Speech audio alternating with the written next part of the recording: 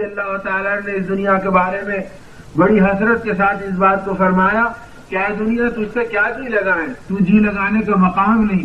اگر تجھے حلال سے حاصل کرے تو حساب سے خالی نہیں، اور تجھے حرام سے حاصل کرے تو عذاب سے خالی نہیں، کوئی کروٹ بھی تیرے اندر چین نہیں۔ یہ بات نہیں کہ حرام سے لے تو عذاب ملے گا، کہا حلال سے لے تو حساب دینا ہوگا، حلال سے لے تو بھی حساب سے خالی نہیں۔ تو کوئی پہلو تیرا ایسا نہیں جس کے اندر چین اور سکون ہو، تو جی لگانے کی جگہ نہیں سوائے تیرے دھوکے میں کوئی مبتلا ہو۔ تو یہ کہہ کر اس سے منہ موڑ لیا۔ تو ہمارے آقا انبیاء کے امام سید الکونین حضرت محمد رسول اللہ صلی اللہ علیہ وسلم نے اپنی امت کو اسی بنیاد کے اوپر اٹھایا کہ دیکھو کہ تم آخرت کے لیے پیدا کیے گئے ہو، دنیا تو تمہارے لیے بنائی گئی ہے، لیکن تم دنیا کے لیے نہیں بنائے گئے بلکہ تم تو آخرت کے لیے بنائے گئے۔ اگر تم نے اپنے آپ کو قیمتی بنانے کا راستہ اختیار کر لیا تو بے قیمت چیزوں کو خدا تمہارے قدموں کے اندر ڈال کے دکھا دیں گے، بشرطے کہ زندگی کی بنیاد وہ ہو جو اللہ دیکھنا چاہتے ہیں۔ اور اللہ رب العزت جس زندگی کو دیکھنا چاہتے ہیں اس کی بنیاد یہ کہ یہ بندہ کسی کو پہچانے نہیں پہچانے لیکن اپنے اللہ کو ضرور پہچانے، اپنے رب کو پیدا کرنے والے کو پہچانے۔ اور آج ہماری اپنی زندگی کا ماحول کیا، روٹی کے دو ٹکڑوں کو ہم جانتے ہیں، پیسوں کے ٹھیکروں کو ہم جانتے ہیں، سونے چاندی کے ٹکڑوں کو ہم جانتے ہیں، اور نہیں جانتے تو اپنے پیدا کرنے والے پروردگار کی قدرت کو ہم نہیں جانتے۔ ہمارے ماحول میں اس کا کوئی ہوش نہیں۔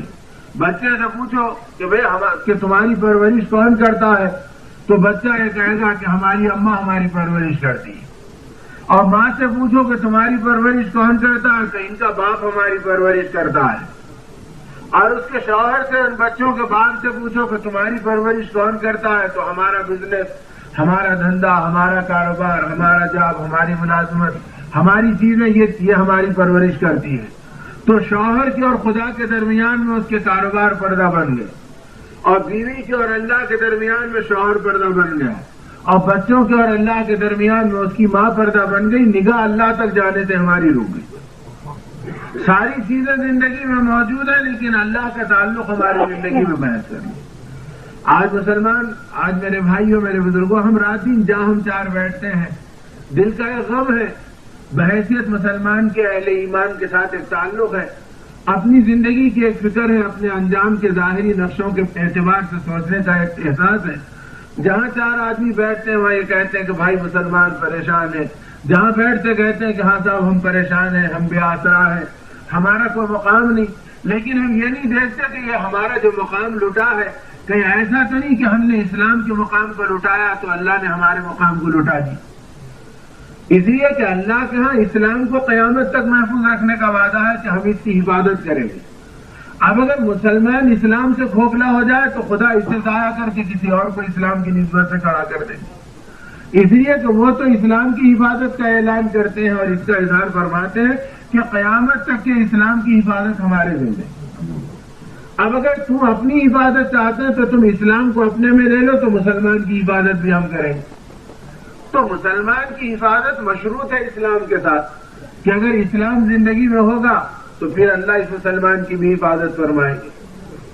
اب ہماری اپنی زندگی ہے کہ اس کے اندر ہر چیز کو پہچاننے کا ماحول ہے، لیکن اپنے مالک کو، اپنے خالق کو، اپنے رازق کو، زمین و آسمان کے بنانے والے قدرت والے پروردگار عالم کو ہم جان لیں، تاکہ یہ لا الہ الا اللہ کا بول ہمارے دل کا بول بن جائے۔ جس کلمے کے الفاظ ہماری زبان سے نکلے ہیں، ہمارا قلب اس کی آمادگاہ بن جائے، اس کا مرکز و محور بن جائے کہ ہم ایک اللہ کی ذات عالی کے تاثر سے ہمارا دل بھرا ہے، ہر غیر کے تاثر سے ہمارا دل پاک ہو رہا ہے کہ اب کسی غیر کو یہ مومن کا دل اپنے اندر رکھنے کے لیے تیار ہو۔ اور آج ہم اپنی زندگی کو ٹٹول لیں تو اللہ کے علاوہ کی ہر چیز ہمارے دل میں رہنے کے لیے تیار ہے۔ اگر جگہ نہیں ہے تو اپنے رب کو رکھنے کے لیے آج مسلمان کے دل میں جگہ نہیں ہے۔ ہمارا دل ہر غیر سے بھرا پڑا ہے، اور نہیں ہے تو ایک اللہ کی ذات عالی کی عظمت نہیں۔ حضرت سالم مولا رضی اللہ تعالیٰ عنہ سیدنا ابوبکر صدیق رضی اللہ تعالیٰ عنہ کے نواسے،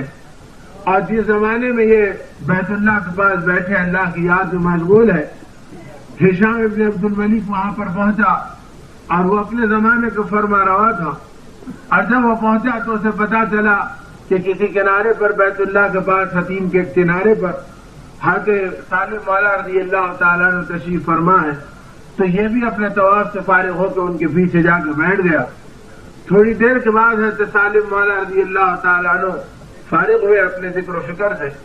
پلٹ کر دیکھا تو پوچھا کون ہے؟ تو کہا حضرت میں ہشام ہوں۔ کہا کیا کہنا چاہتا ہے؟ تو کہا کچھ آپ کی خدمت کرنا چاہتا ہوں اور آپ کی ضرورت کے اندر کام آنا چاہتا ہوں۔ تو فوراً جھلا کے فرمایا چپ ہو جا،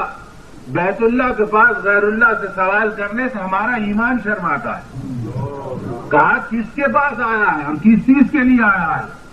ہم اللہ کے گھر کے پاس بیٹھے اور اللہ کے جلوے کو دیکھ رہے ہیں،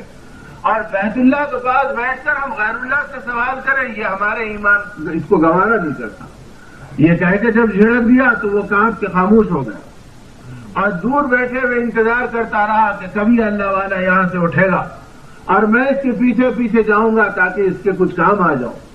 یہاں تک کہ جب بہت دیر ہو گئی اور یہ اپنی دعا سے ذکر و فکر سے اپنے تمام اوراق سے فارغ ہو گئے اور ہونے کے بعد اپنے کپڑے کو کاندھے پر ڈالا اور حرم شریف سے باہر نکل گئے، تو جب جانے لگے تو سڑک پہ پھر پیچھے کو آ گیا۔ جب پیچھے پیچھے چلنے لگا آہٹ محسوس ہوئی تو حضرت سالم رضی اللہ عنہ نے پھر پوچھا،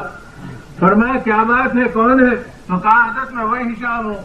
فرمایا کیا چاہتا ہے؟ تو کہا حضرت آپ کی کوئی ضرورت جس کے اندر میں کام آ جاؤں۔ تو حضرت سالم رضی اللہ تعالیٰ میں بیٹھ گئے، فرمایا بیٹھ میرے ساتھ، اور بٹھا کے فرمایا اچھا یہ بتا کہ کیا تو میری دنیا کی ضرورت کو پورا کرے گا یا تو میری آخرت کی ضرورت کو پورا کرے گا؟ اس نے سر پکڑ کر کہا کہ حضرت مجھے معاف کیجیے، میں اپنی آخرت کے بارے میں بھی محتاج و مجبور ہوں، تو آپ کی آخرت کے کیا کام آؤں گا؟ میں تو آپ کی دنیا کی ضرورت کو پوچھتا ہوں۔ تو اپنے کپڑے کو کاندھے پہ ڈالتے ہوئے اٹھ کر کھڑے ہو گئے اور فرمایا آج تک ہم نے اس سے بھی دنیا کی ضرورتیں نہیں مانگی جس کے قبضے میں زمین و آسمان کے خزانے ہیں، وہ ہماری ضرورتوں کو ہم سے زیادہ جانتا ہے، تو تجھ سے اپنی ضرورتیں رکھ کر ہم اپنے ایمان کو کیوں بگاڑیں گے؟ یہ کہے اور آگے بڑھ کر چل گئے۔ تو میرے بھائیوں اور میرے بزرگوں، دعوت کی محنت سے اور دین کے ماحول سے رسول اللہ صلی اللہ علیہ وسلم کی قربانیوں نے اور صحابہ کرام رضوان اللہ اجمعین کی رات دن کی جانثاریوں نے ایک ایسا ماحول اور معاشرہ امت کو عطا فرمایا تھا کہ بچہ بڑا، چھوٹا بڑا، بچہ بوڑھا، ہر ایک اپنی زندگی کے اندر اللہ کی معرفت کو جانتا،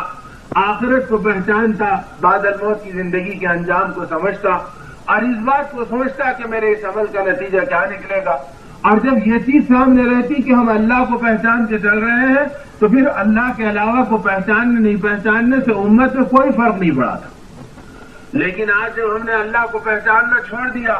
یا بدقسمتی سے ہمارے بے دینی کے ماحول کے اندر وہ نگاہ نور بصیرت ہماری چھن گئی جس سے اللہ کی معرفت ہمیں ملتی، اللہ کی قدرت ہمیں ملتی، ہمارا قلب غیر اللہ سے پاک ہوتا اور ایک اللہ کی ذات عالی سے متاثر ہوتا، تو ہمارے انداز بدل گئے۔ اب جو ہمارے انداز بدل گئے، ہمارے اعمال بدل گئے، تو ہمارے اعمال کا بگاڑ، ہمارے انداز کا بگاڑ، ہماری فکروں کا بگاڑ، ہماری سوچ کا بگاڑ، یہ خدا کی طرف سے مصائب اور حوادث کو ہماری زندگیوں میں بھرنے کا سبب بنا۔ اس لیے کہ مومن کی سوچ بھی اللہ کے ہاں قیمتی ہے۔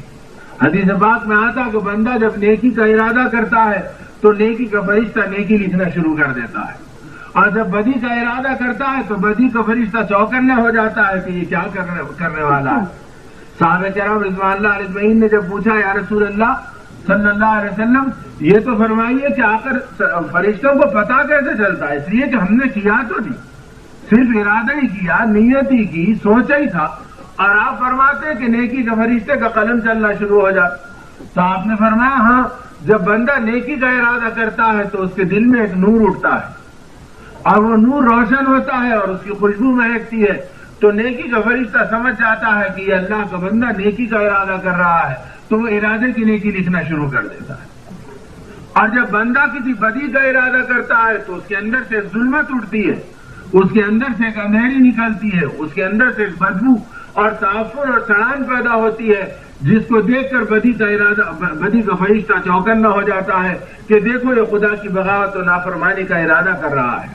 بلکہ آگے اللہ کے کرم کے قربان جائیں کہ اللہ کے حبیب صلی اللہ علیہ وسلم نے یہاں تک ارشاد فرما دیا اور بتلا دیا، جس کا خلاصہ ہے کہ جب بدی کا فرشتہ بدی کے ارادے پہ لکھنے جاتا ہے تو نیکی کا فرشتہ جو بدی کے فرشتے پہ امیر مقرر ہے وہ اس کو روکتا ہے اور کہتا ہے کہہ رہے ذرا ٹھہر جا،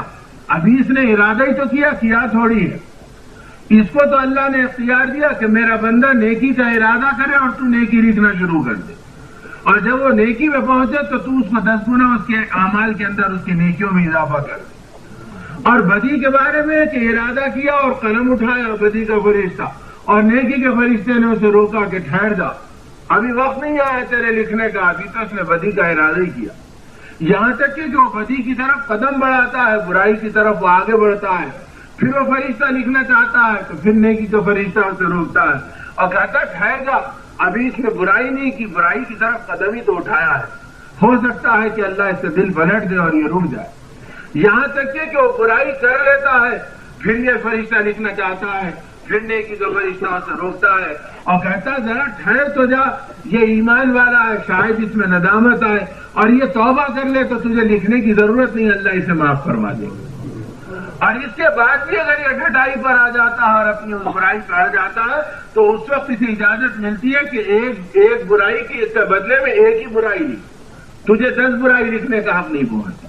تو میرے بھائیوں اور میرے بزرگوں، ایسے کریم پروردگار کو بھی اگر یہ انسان نہیں پہچانا تو اس سے بڑھ کر ہماری بدقسمتی کیا ہو۔